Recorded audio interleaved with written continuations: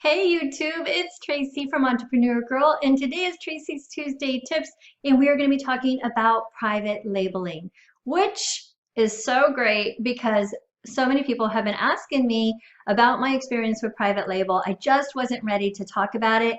I don't like to talk about things that I really don't feel I have a handle on yet, especially just putting out on the YouTube channel. So I've waited, and now I am ready to tell you about my personal experience this far in the journey, what I've done in the past with it, what I've done over the course of this last couple of months with it. So this is what we're going to be talking about today, and this is going to be the first in a series of just my personal private label experience. It's not so much a tutorial, although it'll be loaded with tips along the way. It's just to talk about kind of how it went for me and how I was feeling through it, and just kind of deal with that kind of stuff that you'll be dealing with too when you're going through it. And so far, I haven't seen anything like that on YouTube. It's all more been how to, and I would really, when I was going through it, just really wanted to have the opportunity to just chat with somebody about it and be like, okay, so, how do you push through being fearful about this? And well, what if that doesn't work? And I had all these questions and emotions, and I wasn't able to see where anybody else had kind of walked that process. It just kind of sounded easy and, do X and Y and then equals Z, but it didn't feel that way when I was walking through it. And so I'm trying to fill that gap, that hole there, and just kind of relate to you as I journey through this. And I hope that you will put in the comments below your personal experience, your struggles, kind of where you are, so that here on the YouTube channel and on the Amazon 360 Facebook group, we can kind of, just handhold each other through the process. So I'm looking forward to this. I'm excited to just be transparent and open and talk about this private label journey with you. Okay, so my personal experience so far up to this point was, I think the very first time I really heard about private label was in the fall of 2014. And I had met Dave and Sarah Gilman and Elena in Miami. I was just meeting them for dinner, but they were attending, at the time it was Sambrella's private label course, which is Mike Collins has now branched off of that, and I know they're working with Mike Collins. So I was able to meet like the whole crew and hear about private label. It planted a seed for me, kind of seeing someone else that could do it and talking about it. But I didn't really explore anything until the following summer of 2015, and I'm trying to remember the dates. Okay, so the messages in Alibaba and the orders, so it was like August, the end of August, and I was working on this website. So I was putting together my website, and I needed product for the store, and it was really as a placeholder. It wasn't like I was looking for exceptional product or anything like that, but we needed images, we needed product to put in these slots in case to create the website, and in case someone did order it, I needed to actually have the product. So I started on Etsy. I have some items that are handmade by artists from Etsy, and then, but that was really expensive for me. So then I started looking at less expensive options like Vistaprint, and which we've talked about in the past, and I was able to get some things like, I remember the pen being one of those things, and it was a lot less expensive, but still, if you're buying in bulk, it still wasn't going to work. And this was kind of a trial run. I had always been retail arbitrage, online arbitrage, and drop shipping and wholesale. So this was kind of dipping my toe into trying to find ways to buy product for a really low amount. So then I started looking at things like Alibaba, and they have a lot of coffee cups. You can customize this. This is actually mine that I made. Those fonts are my fonts that I created, and then you have them put on a coffee cup, and then you have the coffee cup sent to you. So this was, technically speaking, private label, but I don't really count it, even though I ordered several items and I was able to get them and I was successful. I kind of feel like a beginner because I wasn't really doing it with the intent to get thousands of items. I wasn't doing it with the intent to put on my Amazon warehouse account. I wasn't doing that. So it felt different. It kind of felt safer, I guess. And it didn't feel like I was taking some big risk either financially or personally or with my business, which of course is what it feels like now a little bit, right? So this is kind of where I started. Now I've been focused on my website and other things. I went into research mode once I started exploring Alibaba, and I have spent, it started in September to now May, I've done nothing but explore and research private label. And I'm a researcher. It's kind of, maybe I missed my calling. That's what I should do. I feel like I really, really, really have to know something before I can take it on. And I have researched and made all of these notes. Look at this. It's crazy. The picture doesn't even do it justice. Like, I have stacks of paper like this high of nothing but notes from researching private label. And I've researched anything really that I could find either on a book or on the internet or on YouTube or on podcast. I really dived into it completely for the past lots and lots of months. So now it's time to take action, because you can kind of get stuck there, and I know that, and I don't want to get stuck there. I feel like I was there too long, but I had all this stuff with my dad, so I'm kind of giving myself some grace and not going to sweat about it.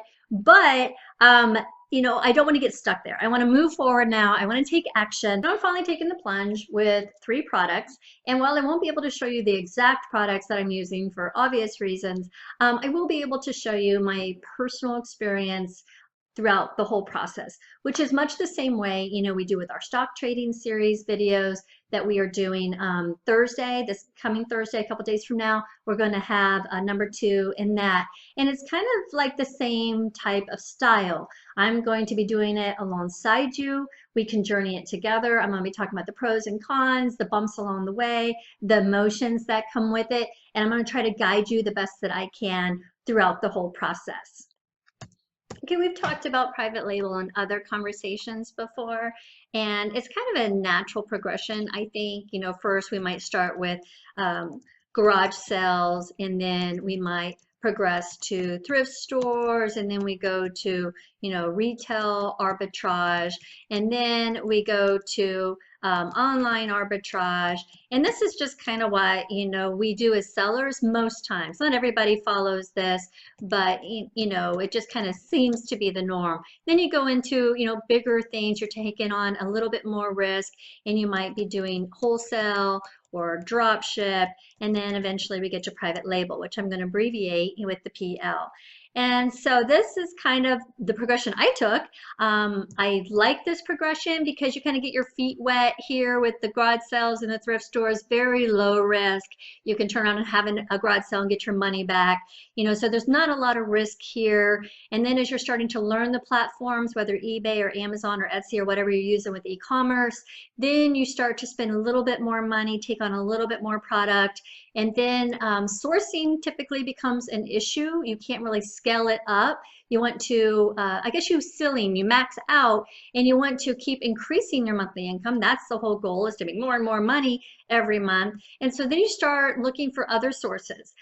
You might do online arbitrage, wholesale auctions, storage units, drop shipping. And this is kind of the zone where you're taking on more risk, you're trying different techniques, you're increasing your business. And then private label comes along, and the reason that is so nice is because it really can scale up your business.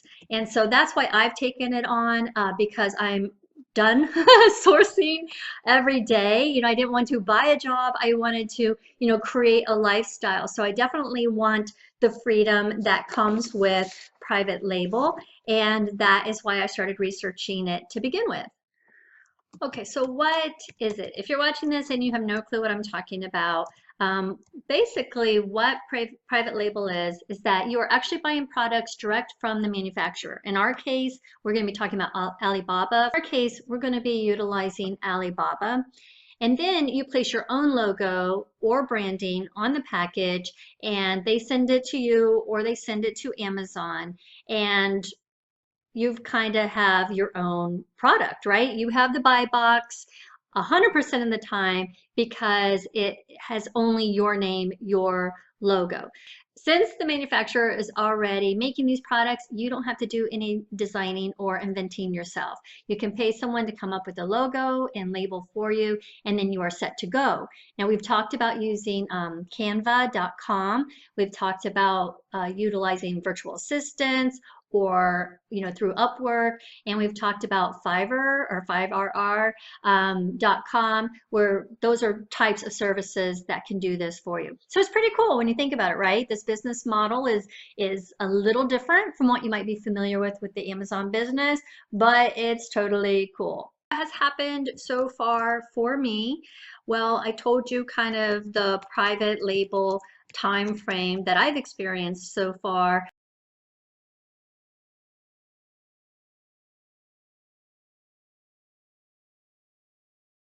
Okay, the second thing I did was I took some time and I really tried to think through my budget and my financial projections for private label. So where this comes in handy is a budget. Obviously, we want to know how much we will have to spend, and then financial projections is how much we can potentially make.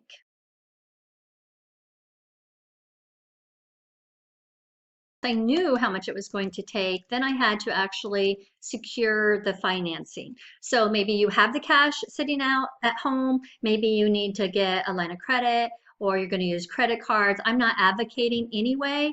I'm just saying that's what securing finances is, and that's the next step that I had to take.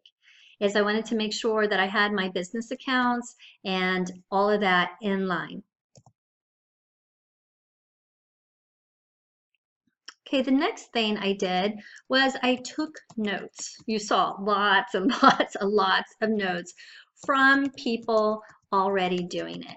If I knew someone personally, I called them up or I texted them and, I talked about their experience and I researched and I felt like I was taking 20 courses because I was trying to figure it out. I was trying to educate myself so that I felt knowledgeable about doing it. Whether it was a blog or the website or a course or a book or whatever it was, I just compiled a stack pile of notes. I took all these notes and I made myself a cheat sheet.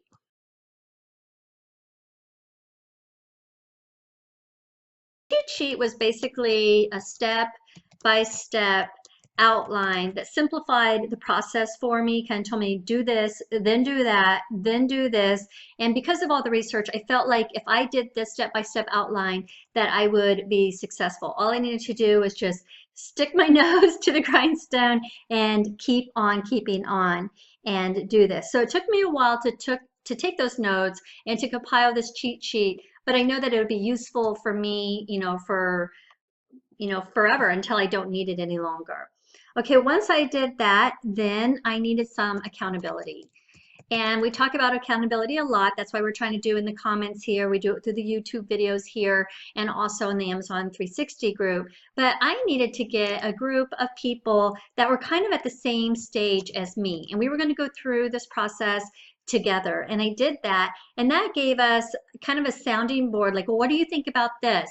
And although we didn't share exact products, we did share some information, like maybe the category or the struggle we were having with communication on the Alibaba site, whatever. I was able to kind of have that person that understood and that could give me advice and talk me through things. I knew they were checking up on me, so I needed to be making progress, and I made sure and checked up on them so that they would be making progress as well. I had the people that I needed in place. I knew I needed to get some tools in place, things that I knew would make it easier for me to be successful on this journey. I didn't want to complicate matters because they already felt complicated enough.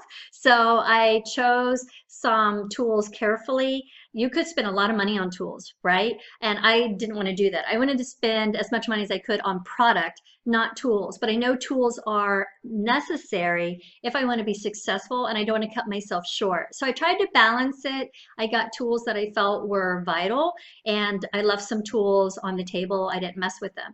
I did try some free options. I did do free trials. So I tried to be mindful of the money I was spending and mindful of the tools that I was using. Here are the tools that I've been using. This, of course, is just the Amazon.com website. And if I was to do a search on, I don't know, like coffee mugs, and then a page is going to come up with all of the coffee mugs, right?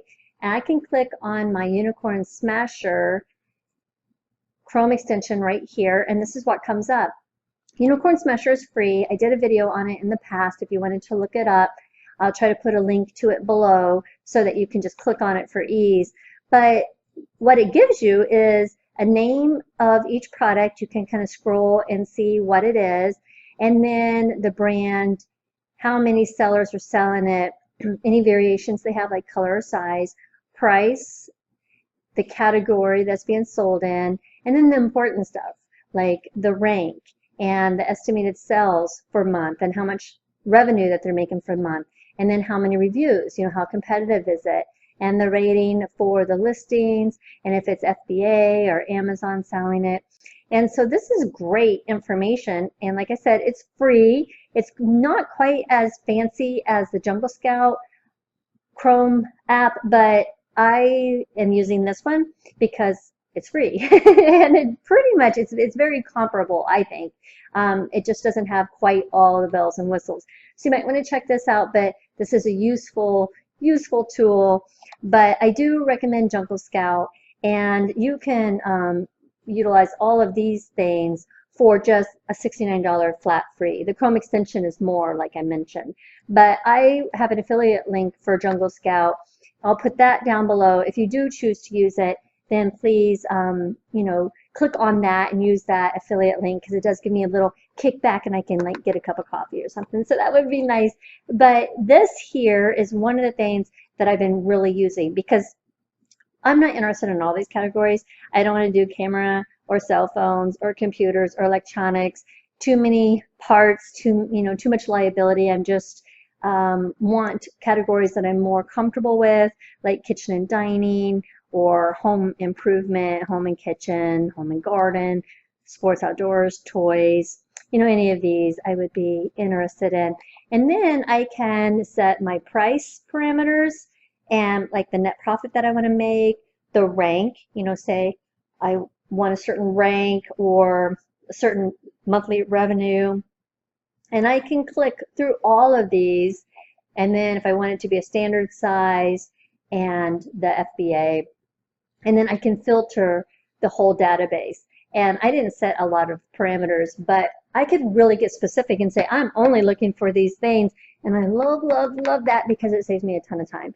I don't, want to be looking through a bunch of categories, a bunch of products. They just kind of do it for me. And then I can just scroll down here and see, what fits that.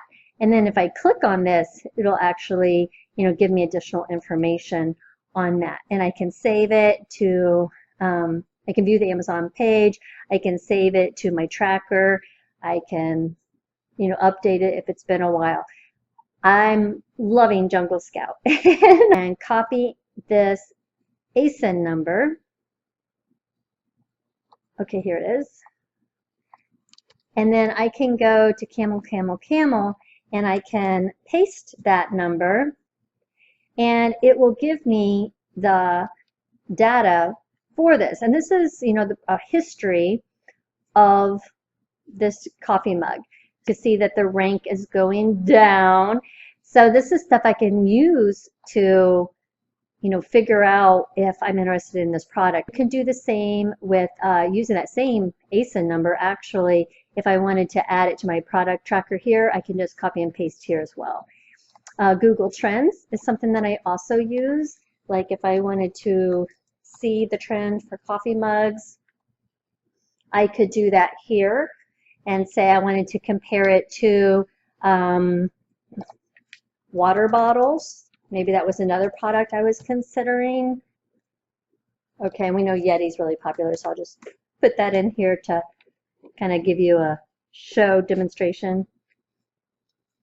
Okay, so you can see what you're interested in, maybe selling, or what products you've been looking at, and then you can see how they're trending. Are they trending up? Are they trending down? Is it staying the same consistently year after year after year? You can get a lot of information from this. You might be able to choose one product over another doing this. So I like Google Trends a lot. And then merchant words, I do the same thing. Lots of uses here. Like if I wanted to see how many searches it was getting, what the search volume was, or if I was, preparing my listing, I could look at what are other people calling it, a travel mug.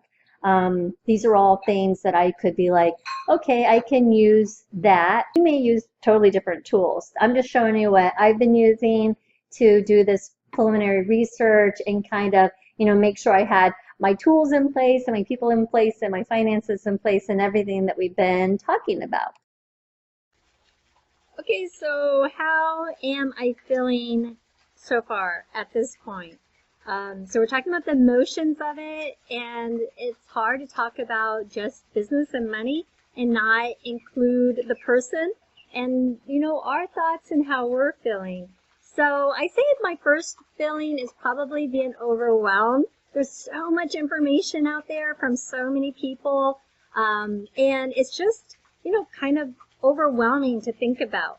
The other thing I'm probably feeling is nervous. I feel nervous about dealing with customs, nervous about the language barrier, nervous about making a mistake, and in my own choices, like what if I don't pick the right product? What if I don't make the money that everybody else is saying that they're going to make? What if? I guess I'm what ifing myself to death. That would probably be accurate.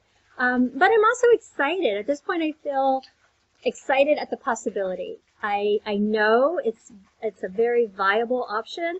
I personally know people that have been successful at it, so I can look at them and say, okay, they're not just saying that they're successful, they're actually successful. It's actually changing their life, and that's huge to me. So I feel excited at the prospect, excited at the possibility of it really being a really big deal for me and for my family. So right now I'm probably the most excited and overwhelmed and nervous. Yeah, all of those all balled into one. That's how I'm feeling right now.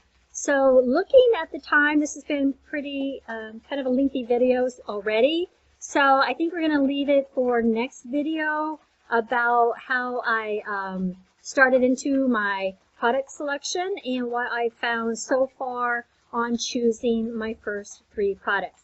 Well, guys, that's it.